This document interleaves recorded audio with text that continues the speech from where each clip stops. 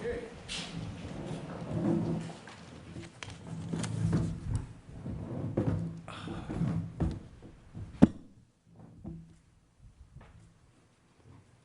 Good morning, and it is a beautiful morning in Buffalo today.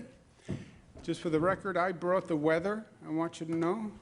I just told the mayor. Mayor claims that he was responsible for the weather, that it's a local responsibility.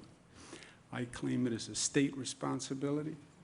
Let me introduce the people who are with us today. From my far left, Kelly Cummings, who is the New York State Director of Operations, has been handling the operations all through COVID and been doing a fantastic job. I want to thank her. We have Kim Minkle, who is the Executive Director of NFTA.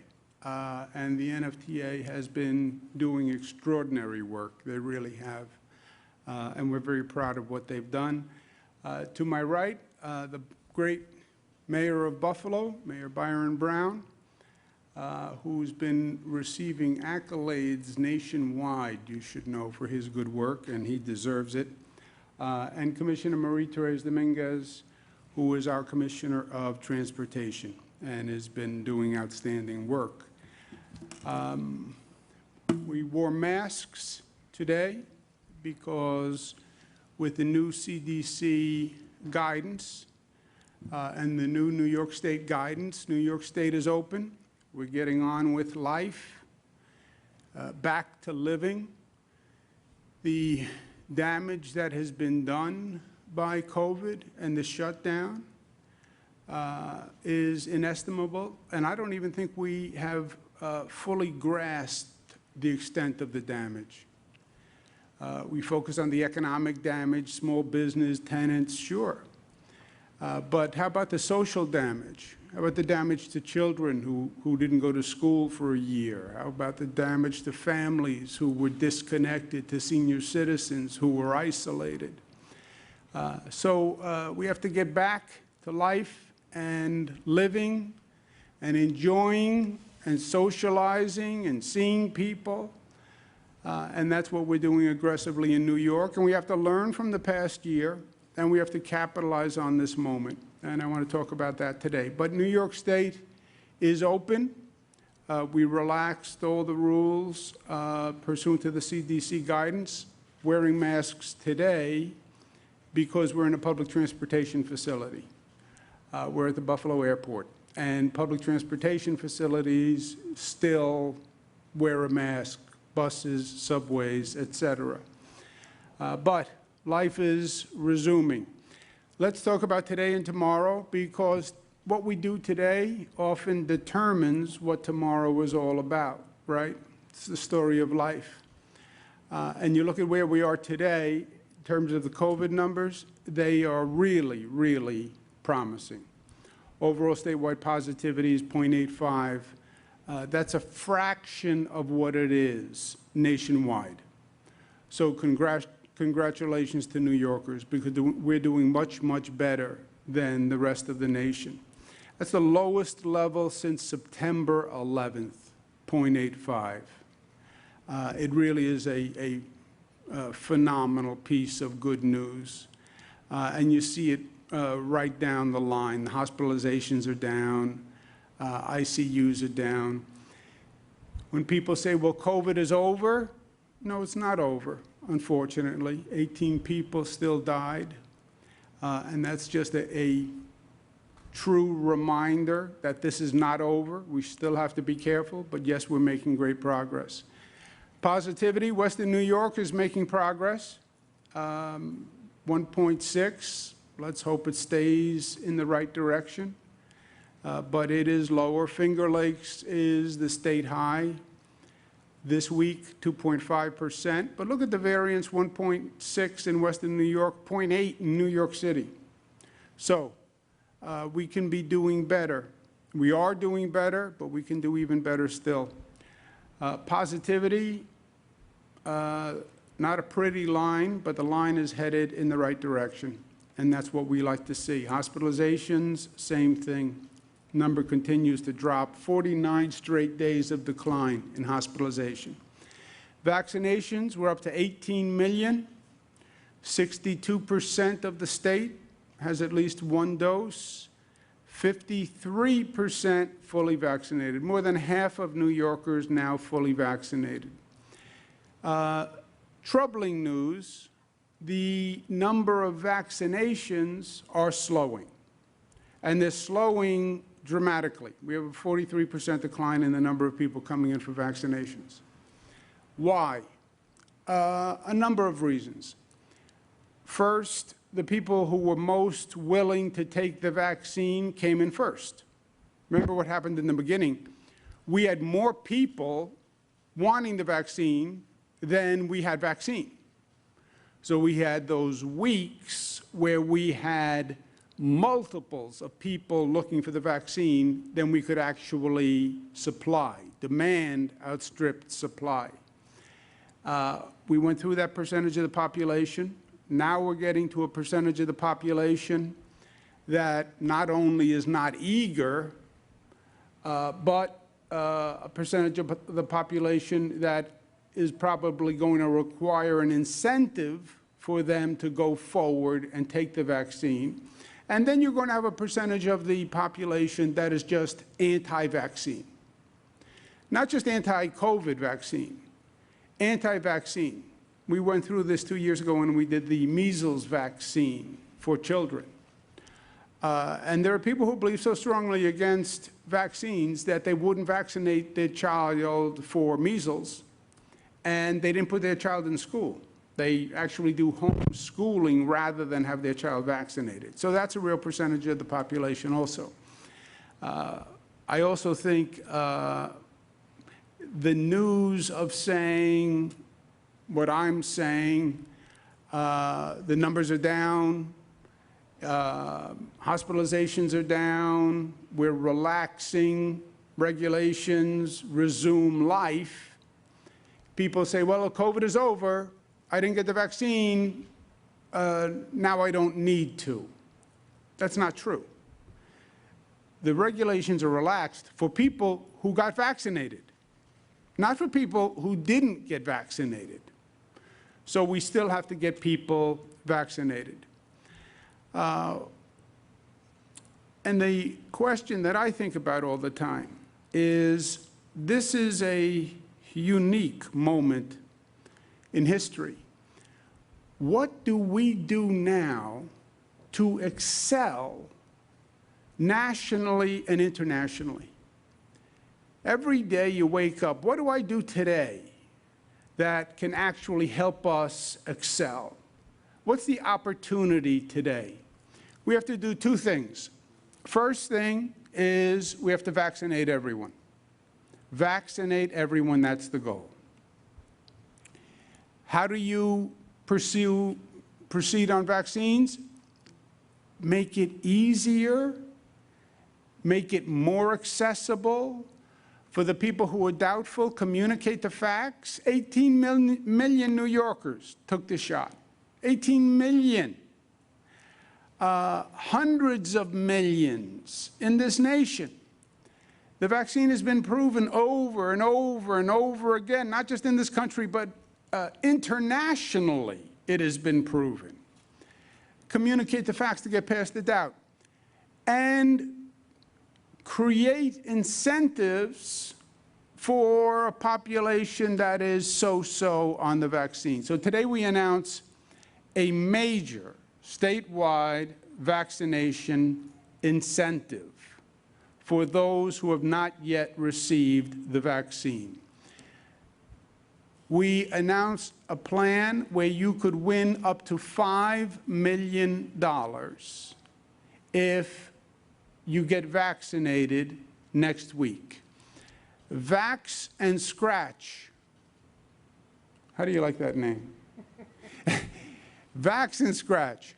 You get a vaccination, and you get a lottery ticket for the $5 million mega multiplier New York State Lottery. Now, the Vax and Scratch ticket has a first prize of $5 million, but a number of prizes that go down to $20. The chances of winning something in this program are 1 in 9. that you win something. So it is a very exciting lottery. The value of the ticket is $20. If you had to buy the ticket, it's $20. So in essence, get a vaccination and you get a free $20 scratch-off ticket for the multiplier game. 100% free. We're starting it at the 10 mass vaccination sites across the state. Here in Buffalo, it's at the University of Buffalo, but they are 10 conveniently located sites all across the state. It begins on Monday, the 24th. It goes to Friday, the 28th. There have been other states that have tried similar incentives. Some have a lottery that you could win $1 million. Our lottery, you can win up to $5 million. So we're excited about the prospects of this. It starts on Monday. If you were undecided about getting a vaccine or dubious about getting a vaccine, now you have an added bonus. Don't miss this chance. We're doing a pilot. It's just next week. We'll see how it goes, and we'll make decisions from there. But it is a situation where everybody wins. Everybody wins. You have a 1 in 9 chance of winning the lottery, but you get the vaccine and you win. Because if you get the vaccine, then this goes away. If you are vaccinated, there are more opportunities for you. You're going to see venues opening up with vaccinated sections and unvaccinated sections. And you're going to have more of a chance to participate in activities and resume life if you were vaccinated. You're going to a bar, you're going to a restaurant, you have your vaccine, you can take this off. You go to a restaurant, you have a meal, you can take this off. You want to go to a ball game, you have a better chance of getting in because you're vaccinated. So there are practical reasons in life to get the vaccine, besides protecting your own health and protecting your child's health and your family's health and your neighbor's health. Those reasons have all existed. There are now just practical reasons and advantages that you will have if you're vaccinated. We're also going to make it easier to get vaccinated by increasing access. Summer approaches, people are taking flights. If you're going overseas, there are countries that are going to require you to show your vaccine ticket that you were vaccinated to get in. But people will start to travel. They go to airports. We're going to say we'll have vaccine centers at the airports. So you're going to take a flight. On the way to get the plane, come a few minutes early, get a vaccine at the airport on the way to get a flight, and make sure wherever you're going that you are vaccinated. And that vaccination is going to be required by more and more countries and states to allow access to visitors. You watch. So it's another reason to get it done, and it's another reason why it's easy to get it done, right? There are vaccine centers everywhere, and there are all sorts of incentives to get it done. That's the first key to excel in the moment. Vaccinate everyone. What's the second opportunity in this moment? Don't make the goal just reopening. People talk about reopen. We don't want to reopen in New York. Reopening suggests we're going to go back where we were the day before COVID. That was a year ago. That was more than a year ago. Life is not about going back to where we were. I want to go back to where I was a year ago. I don't want to go back to where I was a year ago. You don't want to go back to where you were a year ago. You want to go forward. Life is about going forward. You want to make progress. Our goal is not to reopen. Let other places talk about reopening. Our goal is to build back better than we were before. We went through a year of hell. We learned a lot. We're smarter. We're more united. We understand more. And we want to use this moment to build back better. You have a natural disaster. You have a flood. You have a hurricane. You have to rebuild your house. I'm going to build it back the way it was. No. I'm not going to build the house back the way it was. The kitchen was too small. The cabinets were old. The bathroom had to be redone. I'm going to build back a better house. We're going to build back a better state. And to do that, you have to think big and you have to think outside the box. Think how to get to yes, not why we can't. Get past the bureaucratic hurdles. Well, this is hard, this is hard. We went through a year of stagnation. The reaction has to be a year of aggressiveness and positive thinking, and we have ground to make up. One of the things we want to do is renovate the front door to the economy. What is the front door to the economy? The front door to the economy today is an airport. More than ever before. It is an airport. Business flies. It's an international economy. It's a global economy. People fly. That airport is the first thing they see. It's the front door on your house. It's the welcome mat. It's the first impression. And we have been making unprecedented investments in our airports. New York State is already leading the way of all the other states in rebuilding its airport. We're building a new airport at LaGuardia, which in truth was one of the most outdated airports in the United States. But we're building a new airport at LaGuardia.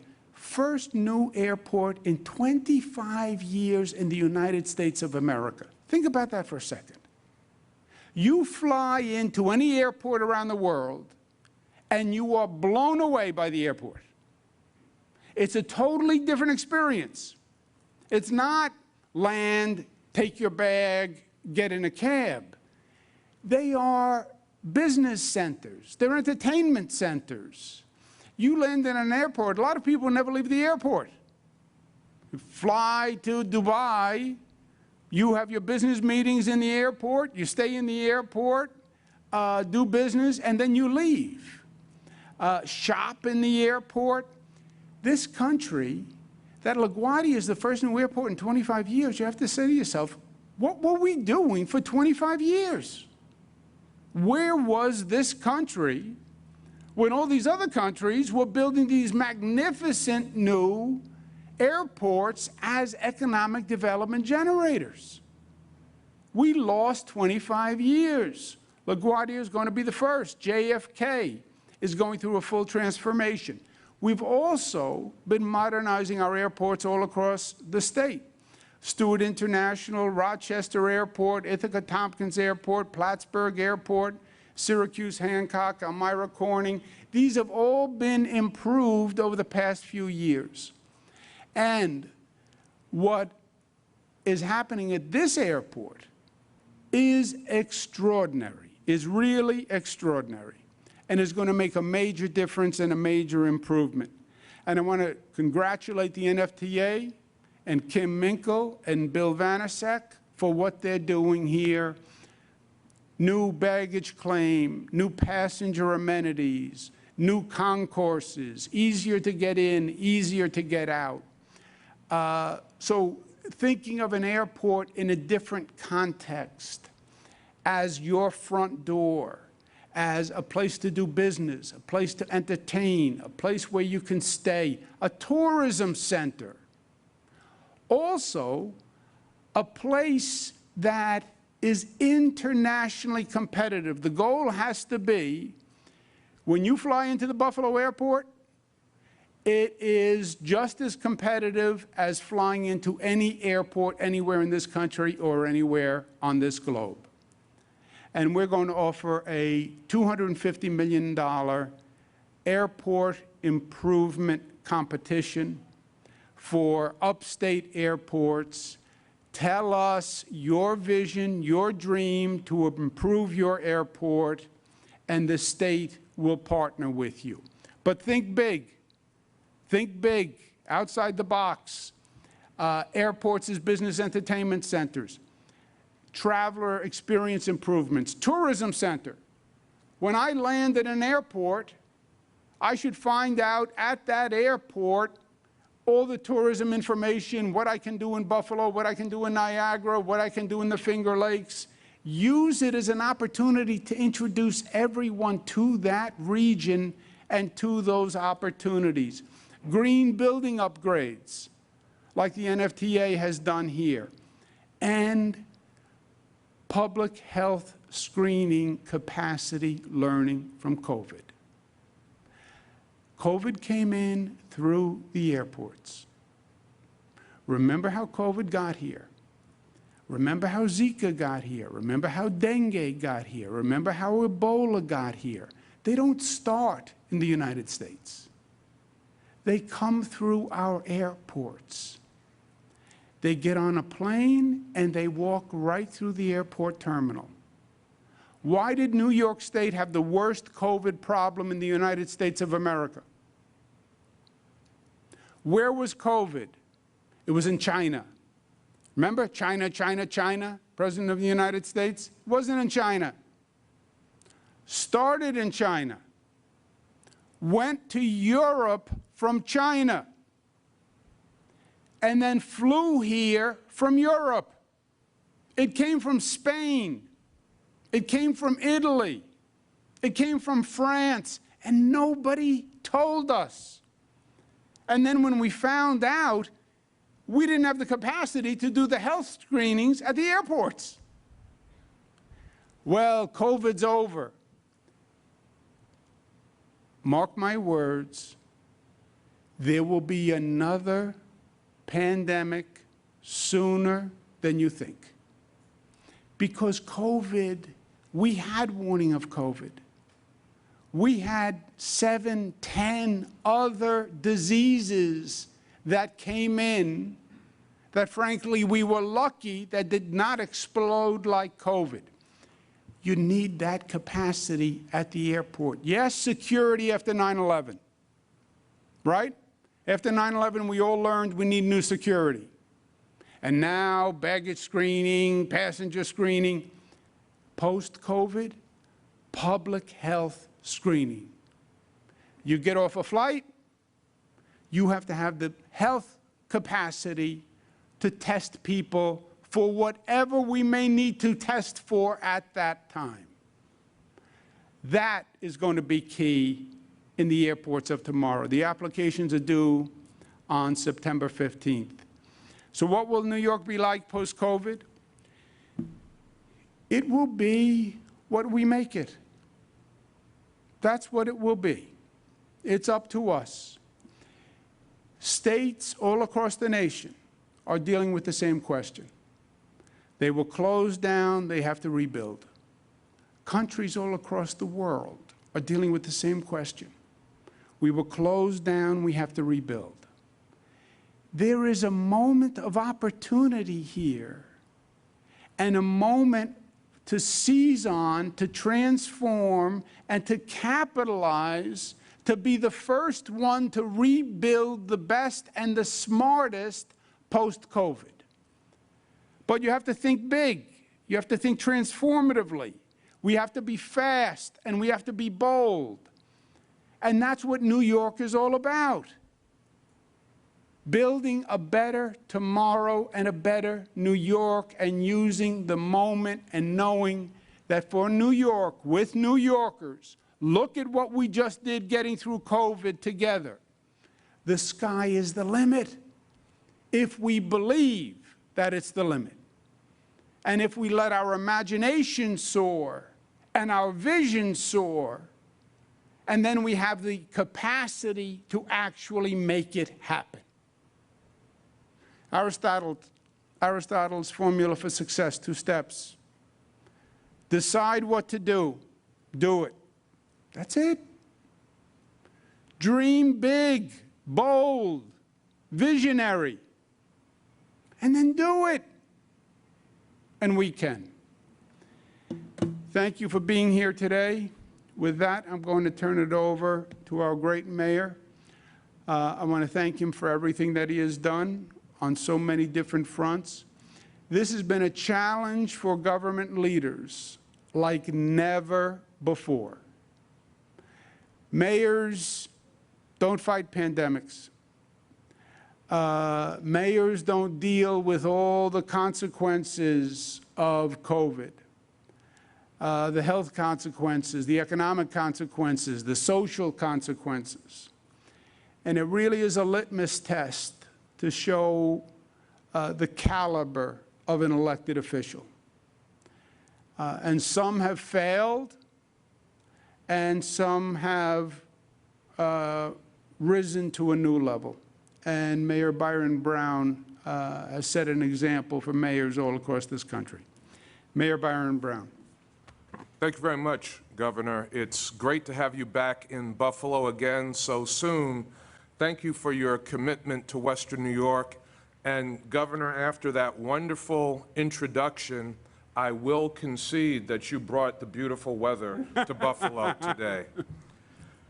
You know, when our COVID rates were high, you answered our call. You visited Western New York repeatedly and encouraged our residents to get vaccinated. You directed the vaccine to our communities and worked with our local partners like Kim Minkle and the NFTA and many others to make sure the vaccine was easily accessible. The NFTA vaccination program that just ended yesterday was very, very successful. And now Governor Cuomo is back doing even more today. Now the COVID positivity rate here has declined. We can be even more focused now on recovery and reopening. But this is about more than just reopening. It's about showing the world everything that New York has to offer.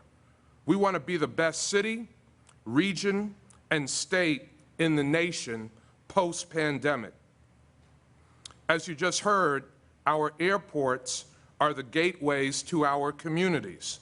They are one of the first things people see when they enter our great state, and we want to leave a good impression. The ability to apply for this funding for our airport is great news for Buffalo and Western New York. And I am confident that the NFTA is going to submit a very competitive application because as the governor was talking, I saw Kim Minkle taking very copious notes. You know, this means that we can look forward to more than just recovery. As I have been saying, it means that we can build back even better here in Buffalo and in Erie County. And the airport vaccination sites next week will move us closer to our goal of getting as many people as possible vaccinated and getting back to our normal lives.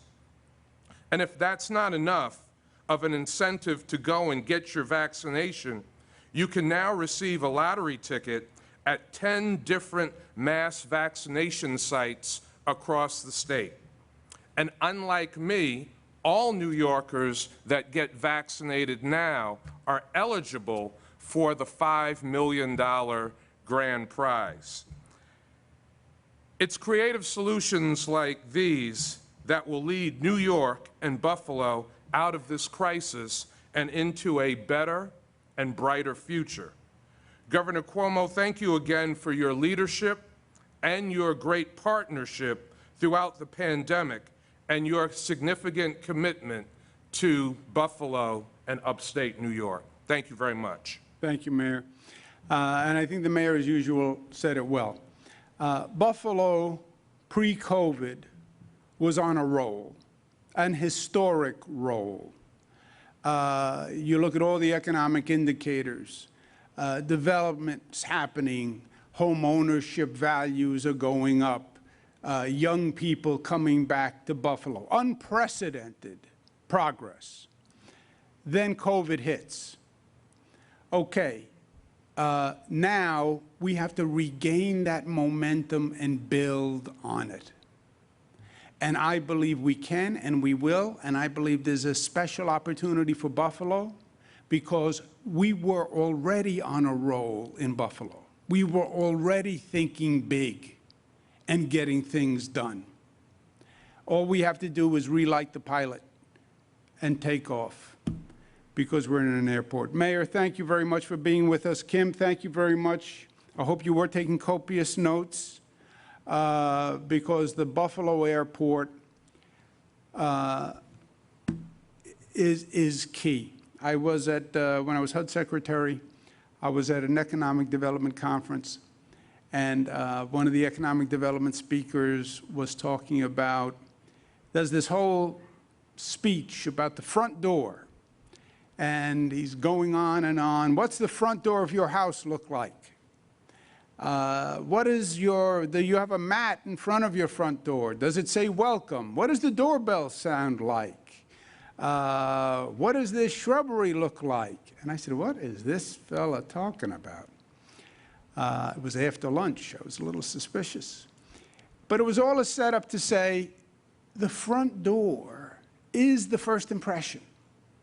Somebody walks up to that front door, they hit that bell, they look around, they make an assessment. The airport is the front door. You walk into this airport and you say, this is Buffalo. This is Western New York. This is what it is. And that is your presentation. And that is why it is so, so important. And it will be even better. Mayor, thank you very much. Kim, thank you very much for being here. I'll be right back.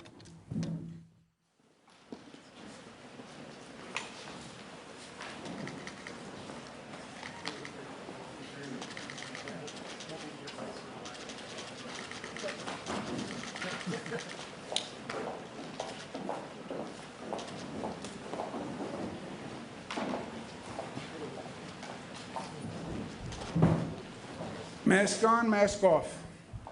Let's take a couple of questions. Governor, we now know you made more than, the book deal, I should say, was worth more than $5 million, and the allegations out there that you made that money on the backs of dead New Yorkers. How do you respond to that? That's stupid. Next question. Governor, Ashley Rowe from WKBW. Child care providers are expressing great frustration over the guidelines that were put out yesterday, saying that there's no way they'll be able to meet the demands of these new guidelines, especially that they're effective immediately. And specifically, they're speaking about the guidelines for having to mask children 3 and 4 years old. What's your response? Yeah, I understand. First of all, they are federal guidelines. They're not state guidelines, they're federal guidelines, and we tend to follow the federal guidelines. I understand the science, I understand the data, and that's what drove the federal government to those guidelines. I also understand it is difficult on a number of levels. It's difficult for a parent with one child. Can you imagine a child care provider trying to put masks on 3 and 4-year-olds and have them keep them on all day long? So I get it.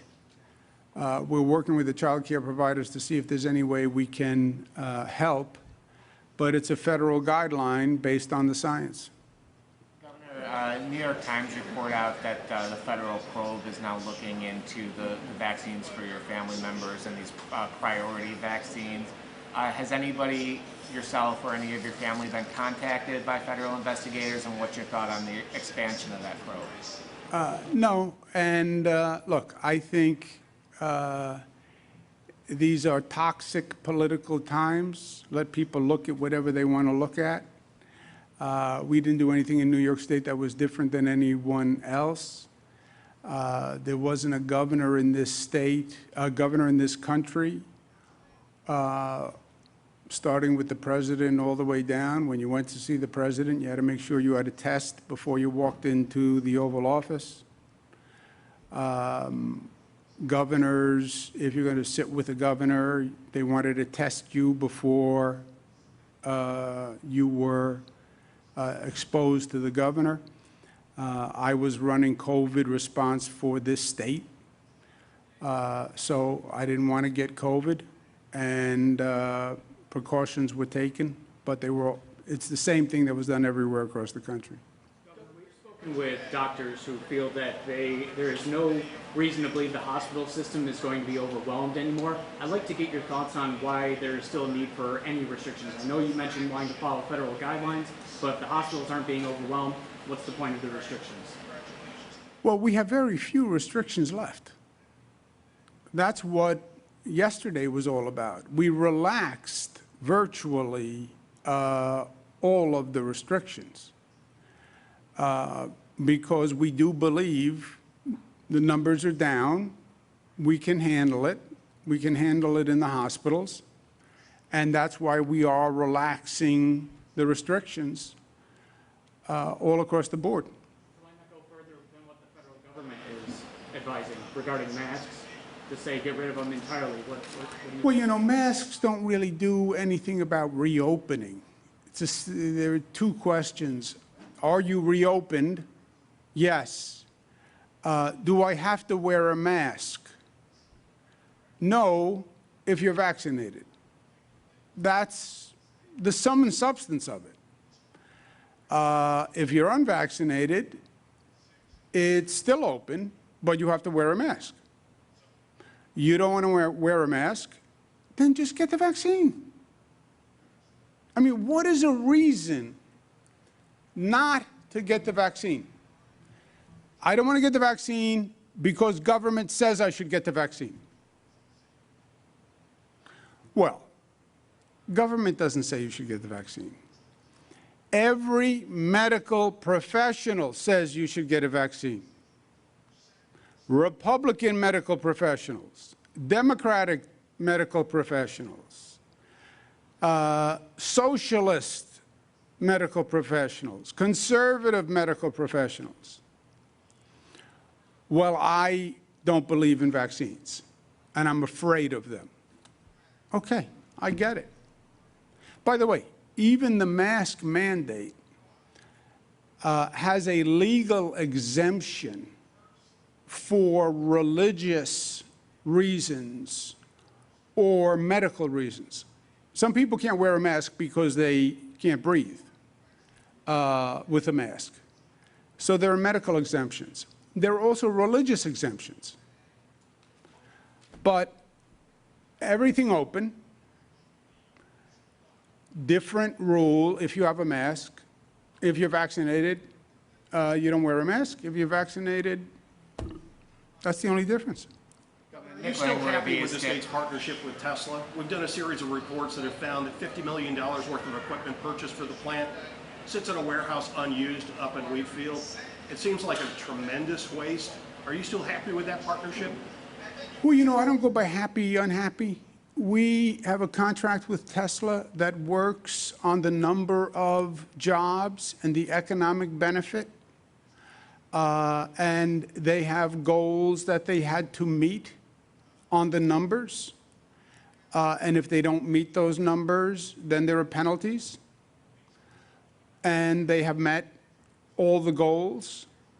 So they have done exactly what we expected them to do. And that's the basis of a transaction. You know, it was not, this was a very specific, you do this and we do this. And if you don't do what you're supposed to do, then we don't provide economic benefits. And they have met all those goals.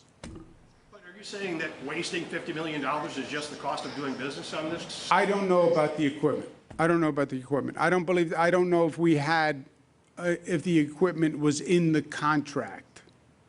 I think it was the number of jobs primarily But I don't know about the equipment. If that was part of the contract and they're breaching the contract, then we'll have a problem.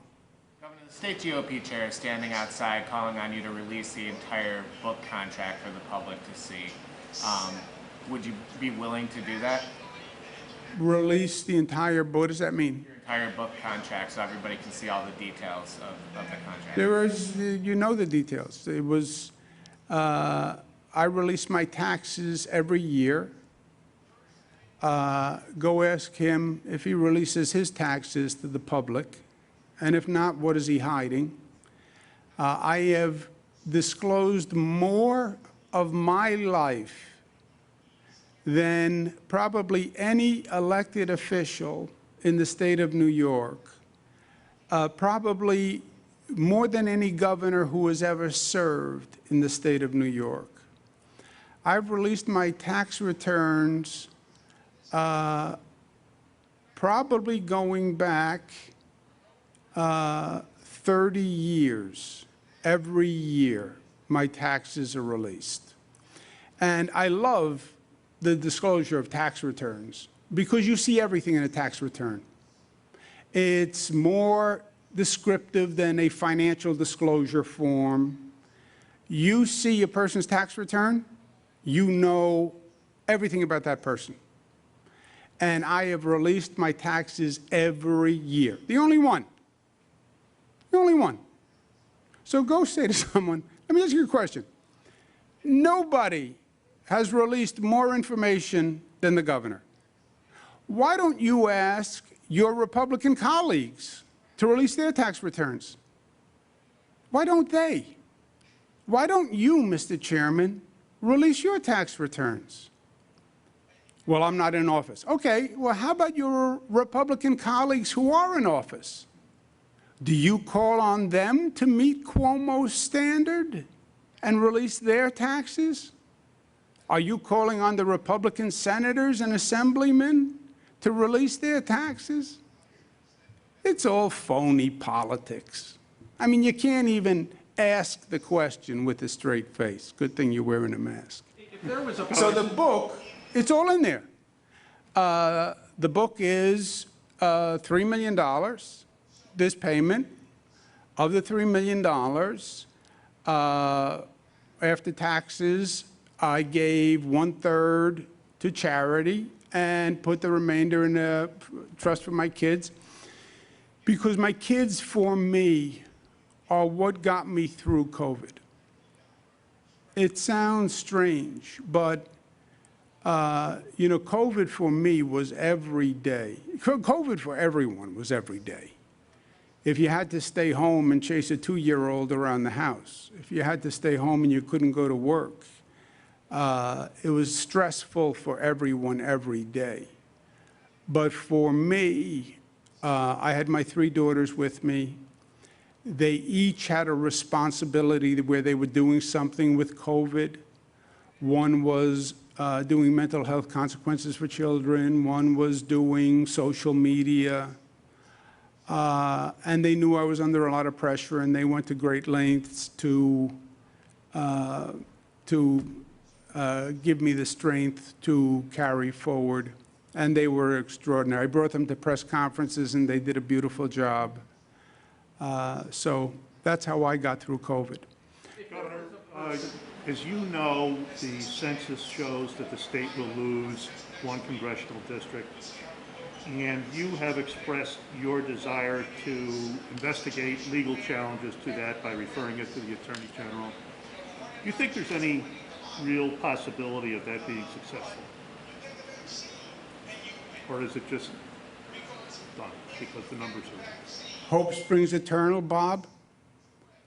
But you know me, I try everything. Is it a slam dunk? No, far from it. But it was very close, and there were extraordinary circumstances. You had COVID. You had an administration that petrified a large number of the population, especially in New York, who were afraid to sign anything that had the word federal on it. So let's take one more. There was a person Wisconsin governor who lost a loved one from COVID, and they were upset to see you making money writing a book about how you handled COVID. Why would it be stupid if they were bothered by that or thought there was something wrong with that? I mean, you used the word stupid a few minutes ago. Why would that be stupid? I thought your question was stupid and offensive. I wrote a book saying this is what we should learn from what has happened so far in COVID, because we're not done and it's going to continue. And if we don't learn the lessons, we're going to continue to make the same mistakes. That's why I wrote the book. And by the way, that's what happened. COVID continued, second wave, we continued to make the same mistakes. This country made tremendous mistakes when it came to COVID. Tremendous mistakes. The federal government denied the problem of COVID. Federal government lied about the problem of COVID. The federal government totally missed that COVID was moving from China to Europe to the United States. We didn't have enough medical equipment. We didn't have enough Q-tips to do testing. We didn't have enough PPE. We didn't have enough public health emergency response. We politicized a public health emergency. We politicized it. That's your question. We politicized it. Trump blamed Democratic governors for deaths. Trump said people died because the Democratic governors didn't handle it well. Now, when he said that, COVID was primarily in the Democratic states. Fast forward 3-4 months later, it's in Florida, it's in Texas, it's in Republican states. And that whole argument crumbled.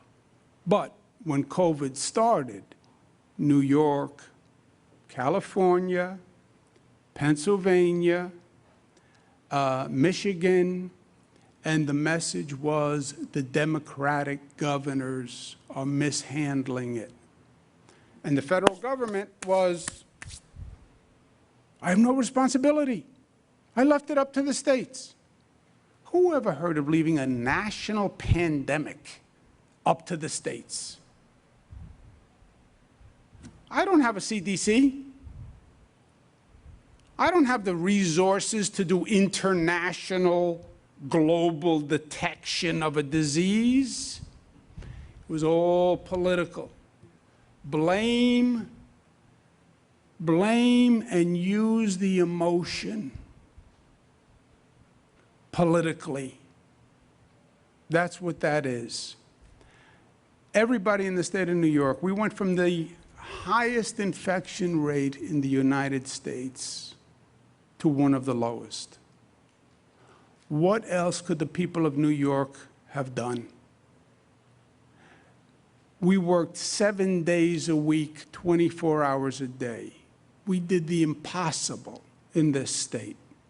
We had a hospital capacity of 50,000. We were looking at 140,000 people to overwhelm a hospital system.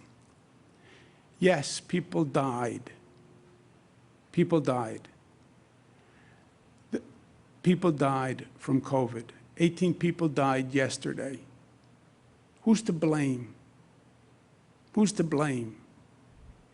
How do you want to politicize the 18 deaths of yesterday? Thank you very much. Thank you.